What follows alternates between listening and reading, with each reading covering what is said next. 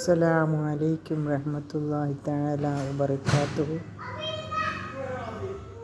മുഹറം ദുൽഹജ്ജ് മാസം ഇന്നുകൊണ്ട് തീരുന്നു. നാളെ മുതൽ 1-ാം തീയതിയാണ് മുഹറം 1. മുഹറം 1-ന് ഒരുപാട് പ്രാധാന്യങ്ങളുണ്ട്. അതിന് നമ്മൾ എല്ലാവരും സുബഹിക്ക് ശേഷവും മഗ്‌രിബിന് ശേഷവും എല്ലാ വക്കത്തിലും നമ്മൾ ദുആയൊക്കെ ചെയ്തതിന് ശേഷം 3 വട്ടം വെച്ച് തൗബയിലെ സൂറത്ത് തൗബയിലെ ലാസ്റ്റ് ആയത്ത്, ഈ 2 ആയത്ത് നമ്മൾ ലഖദ് ജാഅക്കും റസൂലും, ഈ ആയത്ത് നമ്മൾ 3 വട്ടം ഓതുക. എപ്പോഴും നമ്മൾ ചൊല്ലുക. നമ്മുടെ കുട്ടികൾക്ക് ബുദ്ധി ഉണ്ടാകാനും അതുപോലെ തന്നെ കുട്ടികൾക്ക് ഓർമ്മശക്തി ഉണ്ടാകാനും സ്വാലിഹീങ്ങളായ മക്കളെ ആകുവാനും എല്ലാം നമ്മൾ ശ്രദ്ധിക്കണം. ഇത് ഓതണം എപ്പോഴും. പിന്നെ ഈ മാസത്തിന് ഒരുപാട് പ്രാധാന്യമുണ്ട്. നമ്മുടെ മാസം തുടക്കമാണിത്. പിന്നെ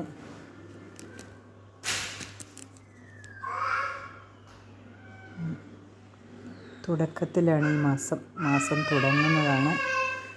ഓർമ്മശക്തിക്കും പിന്നെ നമ്മളെല്ലാ അപകടങ്ങളിൽ നിന്നും മരണങ്ങളിൽ നിന്നും കാത്തുരക്ഷിക്കാൻ റബ്ബിൻ്റെ തുണയുണ്ടാകും. യാത്ര ചെയ്യുമ്പോഴും നമ്മൾ ഓതാം, യാത്രയ്ക്ക് ഇറങ്ങുമ്പോഴും ഓതാം.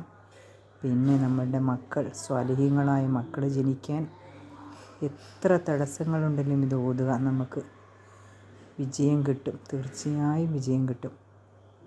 പിന്നെ വീടില്ലാത്തവർക്ക് വീടിന് വേണ്ടി ഓതി ദുആ ചെയ്യാം. എന്ത് കാര്യത്തിനായാലും നമ്മൾ ഓതി ദുആ ചെയ്യാം.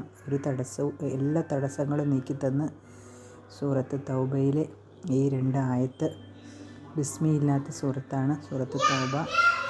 ഇത് ഓതി നമുക്ക് റബ്ബിനോട് ദുആ ചെയ്യാം. പിന്നെ ഒരുപാട് ഗുണങ്ങളുണ്ട് ഇതിന്, ഒരുപാട് ഗുണങ്ങൾ. വിവാഹം കഴിഞ്ഞ സ്ത്രീകൾ ഇത് ഓതുക. അവരുടെ മക്കൾ ഉണ്ടാകുമ്പോൾ ഓർമ്മശക്തിയും സ്വാധീനങ്ങളായ മക്കളും ജനിക്കും, ബുദ്ധിയുള്ള കുട്ടികളുണ്ടാവും. പ്രത്യേകം ശ്രദ്ധിക്കുക. സുബഹിക്ക് ശേഷവും അതിനു ശേഷമാണ് 3 പ്രാവശ്യമൊക്കെ ഓതേണ്ടത്. പിന്നെ നമ്മൾ എപ്പോഴും ഓതിയാലും നല്ലതാണ്, ഒരു കുഴപ്പമില്ല.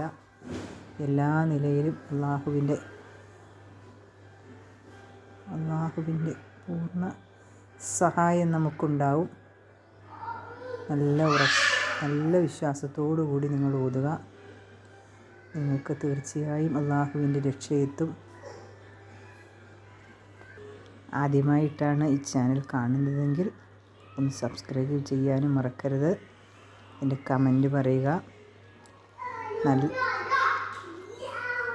നിങ്ങളുടെ മക്കൾക്ക് വേണ്ടിയും ഞങ്ങളുടെ കുട്ടികൾക്ക് വേണ്ടിയും പ്രത്യേകം ദുആ ചെയ്യുക. വിവാഹം നടക്കാത്തവർക്ക് വിവാഹം നടക്കാൻ വേണ്ടിയും ദുആ ചെയ്യാം. മക്കളില്ലാത്തവർക്ക് ദുആ ചെയ്യാം. നമ്മളുടെ വേദനകളും ദുഃഖങ്ങളും എല്ലാം റബ്ബിനോട് ദുആ ചെയ്ത് പറയാം. ഈ 2 ആയത്ത് ഓതി പിന്നെ എന്തിനു വേണ്ടിയും റബ്ബിനോട് ദുആ ചെയ്യാം. ഞങ്ങളുടെ കമൻറ്റ് പറയാൻ കമൻറ്റിലൂടെ പറയാം. അസ്സലാമു അലൈക്കും റഹ്മത്തുള്ളാഹി തആല വബറകാതുഹു.